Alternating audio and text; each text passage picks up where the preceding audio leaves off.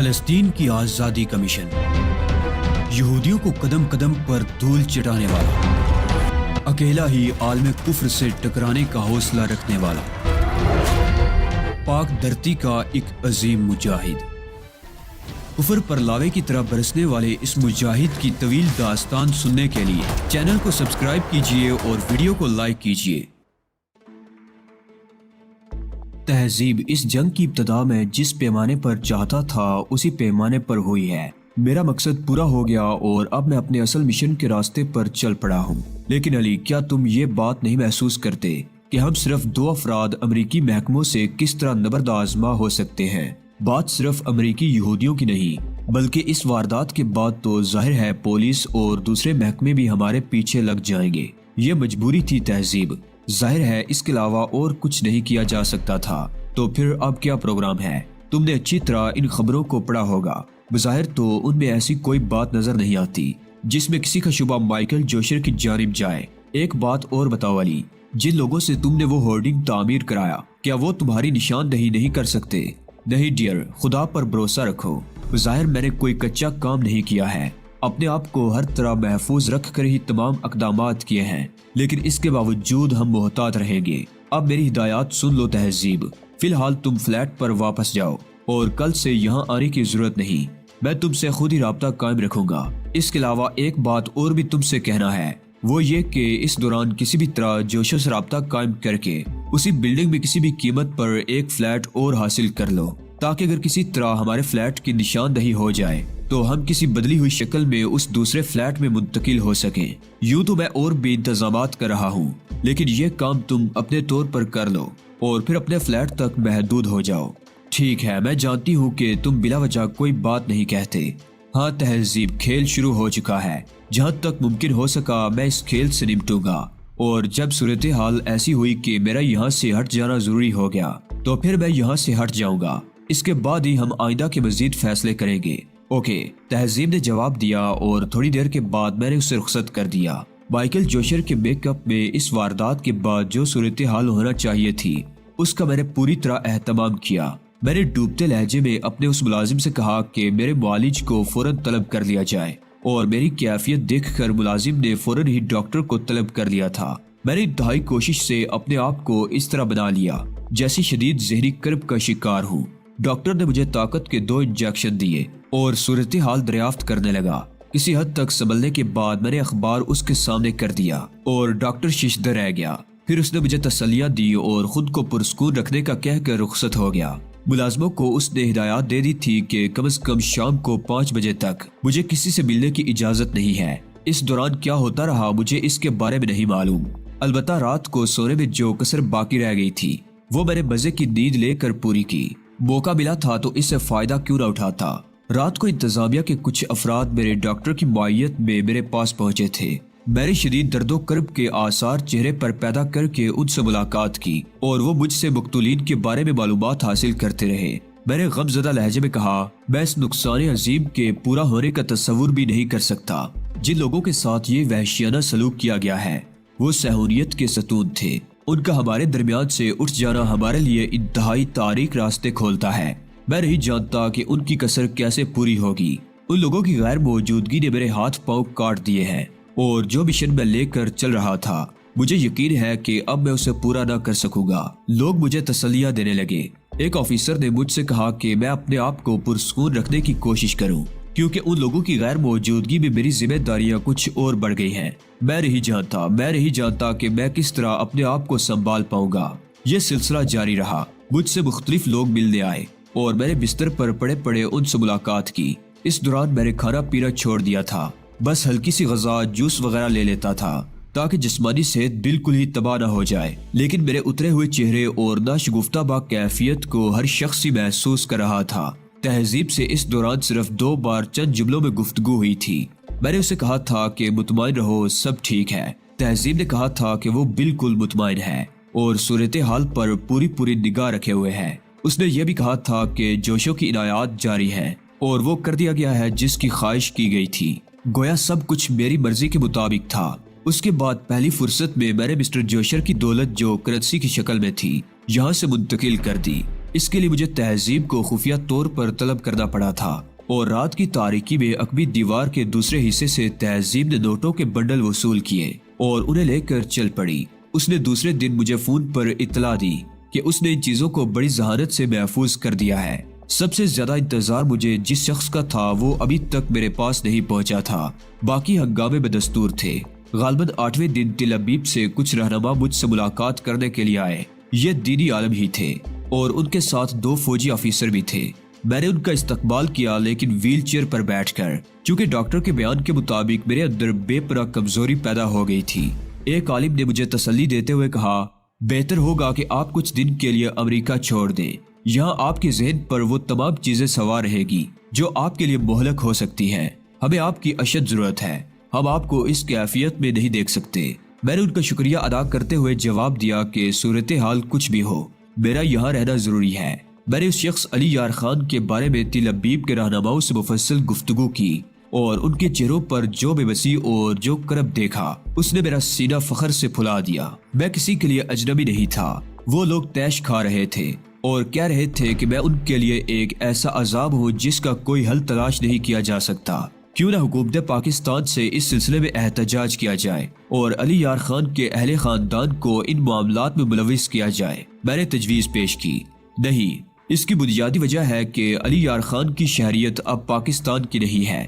جس وقت وہ امریکہ میں مقیم تھا اس وقت بے شک اسے پاکستانی باشندہ کہا جا سکتا تھا، لیکن امریکہ سے نکلنے کے بعد اس نے کبھی پاکستان کا رخ نہیں کیا۔ اسے بیروت کی شہریت مل گئی تھی۔ چنانچہ حکومت پاکستان سے اس سلسلے میں احتجاج بیکار ہے۔ میری یہ کوشش بھی میری ہی تسلی کے لیے تھی کہ کم از کم ان لوگوں کو یہاں بھی بے بسی کا سامنا کرنا پڑا ہے۔ ان 8 افراد کی مصروفیات کے بارے میں تحقیقات کی جا رہی تھی۔ اخبارات کے بیانات سے اس تحقیقات کے نتائج مسلسل سامنے آ رہے تھے۔ وہ لوگ اس بات پر متفق ہو گئے تھے کہ یہ 8 افراد اس رات کسی خفیہ پروگرام کے تحت نکلے تھے اور کسی کو بتائے بغیر کہیں چلے گئے تھے اور اس کے بعد ان کی لاشیں ہی نظر آئیں۔ اس کے ساتھ ساتھ ہی یہ بھی بتایا گیا تھا کہ ان کی گاڑیاں شہر کے مختلف حصوں میں پائی گئیں، لیکن اس سے کسی خاص پہلو کا تعین نہیں ہوتا تھا۔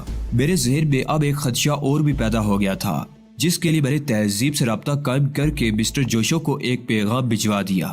میں نے تہذیب سے کہا تھا کہ وہ مسٹر جوشو سے کہے کہ اب وہ مجھ سے قطعی لا تعلق رہے اور کسی بھی طرح مجھ سے تعلق کا اظہار نہ کرے۔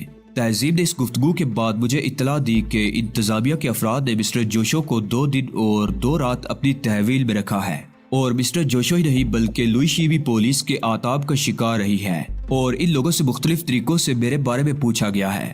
میں نے اس سلسلے میں کارروائی کرنا مناسب سمجھا اور نہایت غور و خوض کے بعد ایک رات میں اپنی جگہ سے نکل کر تھوڑے فاصلے پر بنے ہوئے ایک ٹیلی فون بوتھ میں داخل ہو گیا۔ میں نے وہاں سے پولیس کے ایک اہم محکمے کو ٹیلی فون کیا اور جب ٹیلی فون ریسیو کر لیا گیا تو میں نے ان سے کہا، میں علی یار خان ہوں، یہاں میری آمد صرف اولیو ہاورڈ کے لیے ہے اور میں نے اولیو ہاورڈ کو دنیا کے ہر گوشے میں ناکامی اور شکست سے دوچار کرنے کے بعد امریکہ آ کر اس سے مقابلہ کرنے کا فیصلہ کیا ہے۔ اس سلسلے میں اگر میرے ساتھ کسی کو ملوث سمجھا جائے گا تو یہ صرف انتظامیہ کی نااہلی ہوگی۔ میں اپنی ذاتی جنگ میں کسی اور کو الجھانا نہیں چاہتا اور جو کچھ بھی کر رہا ہوں اپنے طور پر کر رہا ہوں۔ یہ بات کرنے کے بعد میں نے فون بند کیا، اپنے تمام نشانات مٹائے، یہاں تک کہ فرش سے جوتوں تک کے نشانات بھی صاف کر دیے تاکہ کوئی شبہ باقی نہ رہے۔ اس کے بعد میں باہر نکلایا۔ مسٹر مائیکل جوشر تہ خانے میں مزے کی زندگی گزار رہے تھے۔ انہوں نے اپنے آپ سے سمجھوتا کر لیا تھا۔ باہر کے حالات کی میں نے انہیں ابھی ہوا نہیں لگنے دی تھی کہ خواہ بخواہ جذباتی ہو جاتے اور ممکن ہے جوش کے عالم میں کوئی ایسی حماقت کر بیٹھتے کہ مجھے ان کی زندگی کا فوری خاتمہ کرنا پڑتا۔ مزید 2 دن انتظار کرنا پڑا اور تیسرے دن میرا سب سے پیارا دوست، سب سے عزیز ساتھی اولیو ہاورڈ مجھ سے ملاقات کرنے کے لیے آیا۔ اس کے ساتھ CIA کے 4 افراد تھے جو بہت ہی چاقو چوبند اور مستعد نظر آتے تھے۔ میرے پاس پہنچنے کے بعد اس نے بڑی گرمجوشی سے مجھ سے مصافحہ کیا اور پھر افسوسناک لہجے میں بولا، میں انہی 8 افراد کے قتل کے سلسلے میں حاضر ہوا ہوں، مائیکل جوشر، جن کی جدائی ہمارے لیے سینوں پر گہرے داغ چھوڑ گئی ہے۔ آپ کے ڈاکٹر سے مل کر مجھے یہ بھی معلوم ہوا ہے کہ مجھے آپ کو زیادہ پریشان نہیں کرنا چاہیے۔ میں صرف یہ جاننا چاہتا ہوں کہ اس رات وہ تمام افراد کہاں جانے کے لیے نکلے تھے۔ یہ سوال میں آپ سے اس لیے کر رہا ہوں کہ آپ کا ان سے مسلسل رابطہ رہتا تھا۔ وہ کون سی ایسی جگہ تھی جہاں ان 8 کو کسی خاص سلسلے میں جمع ہونا تھا اور کوئی میٹنگ کرنا تھی، یا اگر کسی طرح اس بدبخت علی یار خان نے ان لوگوں کو یکجا کیا تھا تو انہیں کیا کہہ کر اس جگہ بلایا گیا تھا؟ اگر آپ اس سلسلے میں میری رہنمائی کر دیں تو میرا خیال ہے میں بہت سے مسائل حل کر لوں گا۔ کاش وہ مجھ سے رابطہ کر کے مجھے صورتحال بتا دیتے، یا پھر میں بھی ان کے ساتھ شریک ہوتا۔ موت تو ایک دن آنی ہی ہے، اگر میں ان کے ساتھ ہی چلا جاتا تو شاید مجھے اس طرح ہر لمحہ ہر گھڑی نہ مرنا پڑتا۔ میں نے جواب دیا، گویا آپ کو اس سلسلے میں کچھ نہیں معلوم۔ نہیں میرے دوست، نہیں، اس کے علاوہ کچھ اور معلومات بھی مجھے آپ سے درکار ہے۔ میں نے سنا ہے کہ ان دنوں چند لوگ آپ کی معاونت کر رہے تھے اور آپ کے دفتری امور میں آپ کا ہاتھ بٹا رہے تھے۔ وہ کون تھے؟ 2 عقیدت مند میاں بیوی جو اپنے نیک جذبوں سے میری معاونت کر رہے تھے۔ کیا اب بھی وہ آپ کے پاس آتے ہیں؟ نہیں، میں نے انہیں خود ہی رخصت کر دیا تھا کیونکہ میرے پاس ان کے لیے مزید کوئی کام نہیں رہا تھا۔ آپ سے یہ گفتگو کرنے کا مقصد یہی ہے کہ میں گہری نگاہ سے حالات کا جائزہ لے رہا ہوں۔ اگر علی یار خان یہاں آنے کے بعد ان حرکتوں پر تل گیا ہے تو وہ آپ کی زندگی کو بھی نقصان پہنچا سکتا ہے۔ اس کا آپ تک پہنچ جانا مشکل نہیں ہوگا۔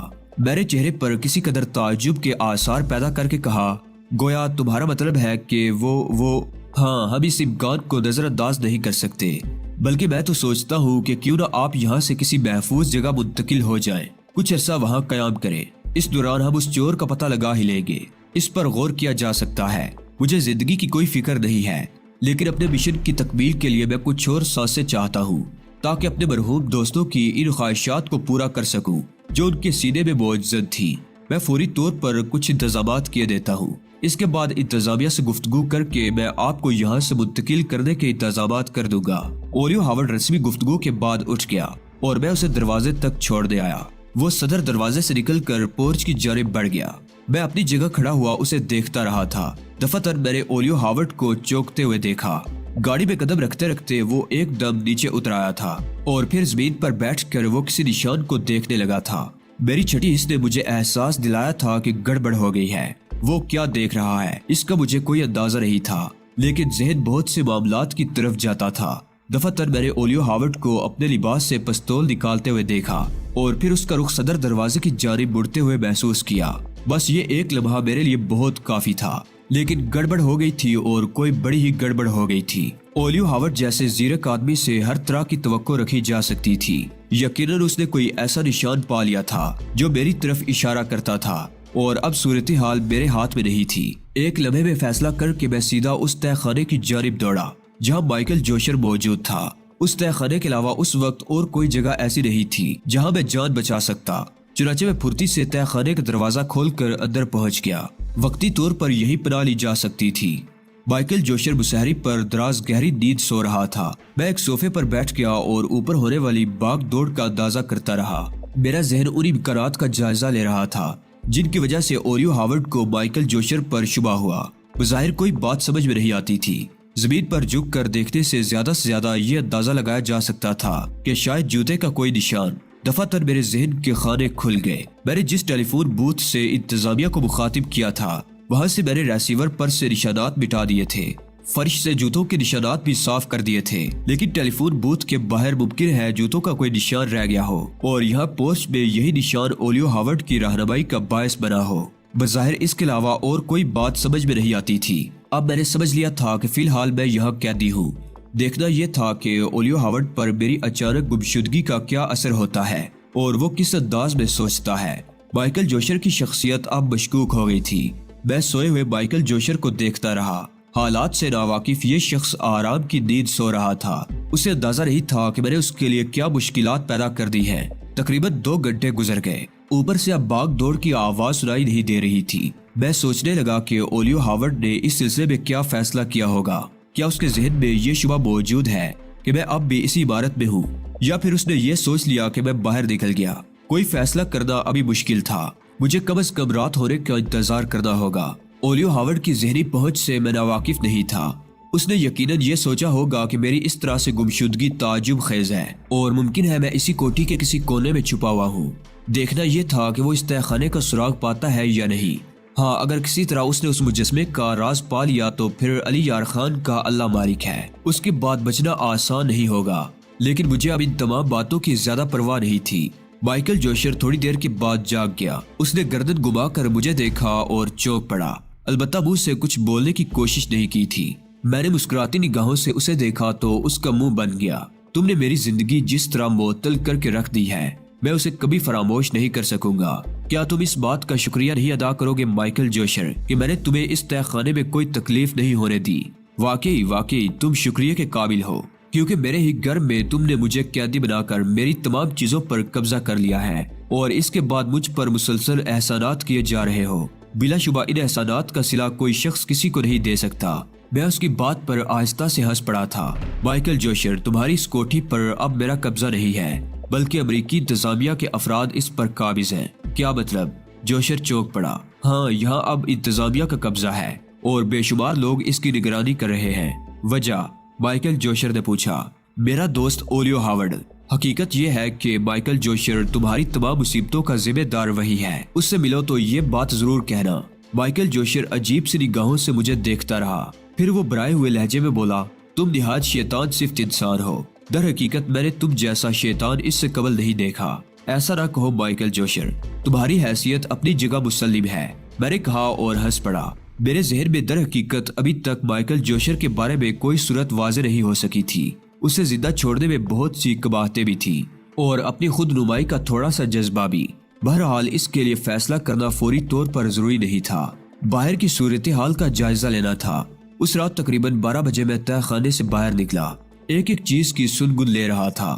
کمرے میں قدم رکھنے کے بعد باہر کا اندازہ کیا تو عمارت میں مکمل خاموشی محسوس ہوئی۔ اس کمرے سے باہر نکل آیا اور اوپری منزل پر پہنچ گیا۔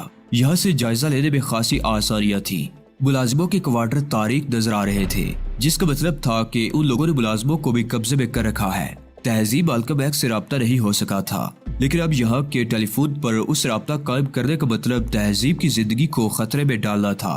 کوٹھی کے دروازے کے باہر کچھ نقل و حرکت محسوس ہوئی، جس سے میں نے اندازہ لگایا کہ اس کی نگرانی مسلسل کی جا رہی ہے۔ اولیو ہاورڈ جیسے شیطان سے اس بات کی توقع کی جا سکتی تھی کہ اس نے میری گمشدگی کے بعد کوٹھی کو بالکل نظر انداز نہیں کر دیا ہوگا۔ یہ جائزہ ضرور لیا ہوگا اس نے کہ ایک لمحے میں فرار ہو کر میں کہاں جا سکتا ہوں۔ ممکن ہے ابھی تک کوٹھی پر اس کا شبہ باقی ہو، اور اس کی تصدیق کے لیے ایک بہتر ذریعہ میرے ہاتھ آ گیا۔ اپنے اس منصوبے پر میں نے غور کیا۔ پورچ میں نگاہ دوڑائی تو مائیکل جوشر کی کار باہر موجود تھی۔ اس کی چابی مائیکل جوشر کی خوابگاہ میں ایک مخصوص جگہ رہتی تھی۔ میں نے انتہائی احتیاط سے نیچے آ کر وہ چابی حاصل کی اور پھر تہہ خانے میں واپس مائیکل جوشر کے پاس پہنچ گیا۔ کیا تم ایک سنہری موقع سے فائدہ اٹھانا چاہتے ہو مائیکل جوشر؟ میں نے سوال کیا۔ کیا مطلب؟ وہ حیران نگاہوں سے مجھے دیکھتا ہوا بولا، یہاں سے جاؤ، کسی بھی نزدیکی پولیس اسٹیشن پر پہنچ کر اولیو ہاورڈ سے رابطہ قائم کرو اور اسے کہو کہ اگر علی یار خان سے سمجھوتا کرنا چاہتا ہے تو اس سے ملاقات کرے۔ میں تمہیں ایک ٹیلی فون نمبر دیتا ہوں، اس ٹیلی فون پر مجھ سے گفتگو کی جا سکتی ہے۔ باقی اولیو ہاورڈ اگر اس سلسلے میں کوئی سرگرمی دکھانا چاہے تو پھر یہ بات میرے اور اس کے درمیان ہوگی۔ تمہیں اس کے لیے زندگی دی جا رہی ہے کہ تم اولیو ہاورڈ کو اس کی اصل حیثیت سمجھا دو۔ مذاق کر رہے ہو مجھ سے؟ نہیں مائیکل جوشر، یہ چابی ہے اور باہر تمہاری کار موجود ہے، نکل جاؤ اس سے پہلے کہ میرا پروگرام تبدیل ہو جائے۔ لاؤ چابی مجھے دو، مائیکل جوشر نے کہا اور میں نے چابی اس کی طرف بڑھا دی۔ وہ مشتبہ نگاہوں سے میری طرف دیکھ رہا تھا۔ میں نے اسے باہر چلنے کی پیشکش کی تو وہ تہہ خانے سے باہر نکل آیا۔ اسے شاید میری اس حماقت پر ابھی تک یقین نہیں آیا تھا۔ میں نے باہر تک اس کی رہنمائی کی اور چند لمحے کے بعد مائیکل جوشر نے کار سٹارٹ کر دی۔ جی تو بہت چاہتا تھا کہ اس کی روانگی پر باہر ہونے والے رد عمل کا جائزہ لوں، لیکن یہ ممکن نہیں تھا۔ اس سنہری موقع سے اگر میں فائدہ نہ اٹھاتا تو پھر شاید اس کوٹھی سے کبھی باہر نہیں نکل پاتا۔ میں خدا کا نام لے کر عقبی دیوار کی طرف دوڑ پڑا۔ دیوار پلانگ بھی نہیں پایا تھا کہ گولیوں کی تڑا تڑ سنائی دی، لیکن وہ سامنے کے حصے میں تھی۔ ایک لمحے میں صورتحال کا اندازہ ہو گیا۔ مائیکل جوشر کار لے کر باہر نکلا ہوگا اور اسے روکنے کی کارروائی کی گئی ہوگی۔ ابھی تو اولیو ہاورڈ یہی سمجھا ہے کہ اگر میں مائیکل جوشر کے بیک اپ میں یہاں موجود ہوں تو یقیناً مائیکل جوشر یہاں نہیں ہوگا۔ میرے ہونٹوں پر مسکراہٹ آ گئی۔ عقبی دیوار کو کودنے کے بعد میں ایک سیدھ میں دوڑتا چلا گیا اور اس وقت تک دوڑتا رہا جب تک کہ وہاں سے کافی دور نہ نکل آیا۔ گولیوں کی آوازیں دیر تک مجھے سنائی دیتی رہی تھی اور اس کے بعد خاموشی چھا گئی تھی۔ میں اب اپنا سانس درست کرتے ہوئے تیز رفتاری سے آگے بڑھ رہا تھا۔ ایک ریسٹورنٹ کے سامنے پہنچ کر میں نے ایک ٹیکسی لی اور اس میں بیٹھ کر چل پڑا۔ تہذیب مالکم ایکس کا حال بھی معلوم کرنا تھا۔ مائیکل جوشر کے ملازمین اولیو ہاورڈ کے قبضے میں جا چکے تھے۔ اس لیے نہیں کہا جا سکتا تھا کہ تہذیب مالکم ایکس کی نشاندہی ہوئی یا نہیں۔ جب میں اپنی بلڈنگ کے سامنے پہنچا تو صورتحال بالکل پرسکون نظر آئی۔ میرا چہرہ اب بھی مائیکل جوشر کے چہرے سے ملتا تھا، لباس بھی میں اسی کا پہنے ہوئے تھا۔ اس سے نجات کے لیے جوشو سے رابطہ قائم کیے بغیر کوئی اور چارہ نہیں تھا۔ ایک اجنبی انسان کی حیثیت سے میں 2-3 بار اس راہداری سے گزرا جس میں ہمارا فلیٹ تھا۔ فلیٹ میں روشنی جھلک رہی تھی۔ بڑی ہمت کر کے میں نے دروازے پر دستک دی اور پھر وہاں سے دور ہٹ گیا۔ ایک آڑ سے میں نے دروازہ کھولنے والے کو دیکھا۔ وہ تہذیب مالکم ایکس ہی تھی جو پرتجسس نگاہوں سے ادھر ادھر دیکھ رہی تھی۔ اس کے چہرے پر کسی قسم کا خوف یا بے چینی کے آثار نہ پا کر میں آڑ سے نکل آیا اور اس کے سامنے پہنچ گیا۔ او اندر آ جاؤ، اندر آ جاؤ، اس نے کہا اور میں تیزی سے اندر داخل ہو گیا۔ تہذیب نے دروازہ اندر سے بند کر لیا تھا۔ حالات پرسکون ہے تہذیب؟ ہاں ابھی تو بالکل پرسکون ہے، وہ بولی۔ تمہارا نیا فلیٹ کہاں ہے؟ نچلی منزل کے آخری سرے پر۔ کیا وہ بھی جوشو کی ملکیت ہے؟ نہیں، جوشو نے اسے فوری طور پر کرائے پر حاصل کیا ہے۔ کچھ سامان وغیرہ ہے اس میں؟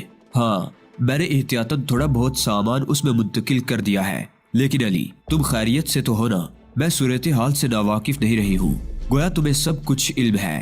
میرا مطلب ہے اولیو ہاورڈ کے بارے میں اخبارات پوری تفصیل لکھ رہے ہیں، غالباً تم تک اخبار نہیں پہنچا۔ تہذیب مالکم ایکس نے کہا۔ نہیں ڈیئر، میں تو مائیکل جوشر کے ساتھ تہ خانے میں قید تھا، میں نے جواب دیا اور تہذیب سنسنی خیز نگاہوں سے مجھے دیکھنے لگی۔ اب کیا پروگرام ہے؟ اس نے پوچھا۔ تمام ضروری چیزیں اٹھا کر یہاں سے نکل چلو، کسی نہ کسی طرح وہ جیری ہارپر تک ضرور پہنچ جائے گے، میں نے کہا اور تہذیب نے اس بات میں گردن ہلا دی۔ ہم لوگ انتہائی خفیہ اور محتاط انداز میں اپنی ضروریات کی چیزیں اس دوسرے فلیٹ میں منتقل کرنے لگے اور تقریباً 4 بجے ہم اس کام سے فارغ ہو گئے۔ نئے فلیٹ میں گو مکمل انتظامات نہیں تھے، لیکن ہم آرام سے یہاں مقیم رہ سکتے تھے۔ جوشو سے رابطہ قائم کر کے مجھے یہ میک اپ اپنے چہرے سے ہٹانا ہے اور تمہاری شکل بھی تبدیل کرنا ہے۔ اس کے لیے کیا کیا جائے جناب عالی؟ نصف بہتر کا مطلب سمجھتے ہیں آپ؟ تہذیب نے مسکراتے ہوئے شوخی سے کہا۔ ہاں، اس لفظ کو جس اصطلاح میں استعمال کیا جاتا ہے اس کا کوئی تجربہ نہیں ہے مجھے، میں نے کہا۔ مطلب یہ ہے کہ ایک ایسے ساتھی کو آنے والے وقت کا خیال رکھنا چاہیے۔